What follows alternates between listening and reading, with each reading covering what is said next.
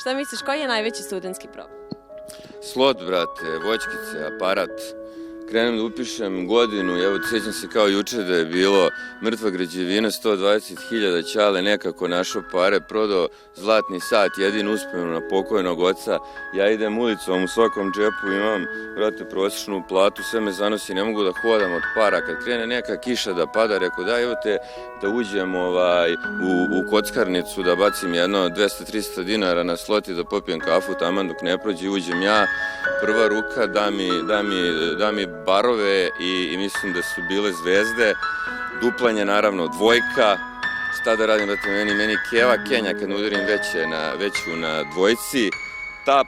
kec, ispizdim, dignem čip, tap, tap, tap, tap, tap, tap, tap, tap, tap, šamaraj, 10 sati kasnije sedim u istom položaju, ukočio se sav, nisam jeo ništa ceo dan, sve mi prokleti japanski aparat pojeo,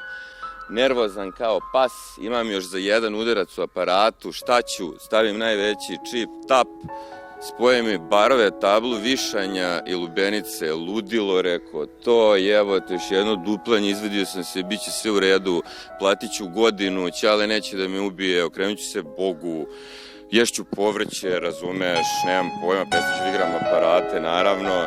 duplanje ide, dvojka. Opet prokleta dvojka, evo te razumeš, ne znam da me razumeš, ja moram to da udarim, brate, ja moram to da udarim, tap, kec, kec, ode sve, udahnem duboko, izađem na benzinsku pumpu,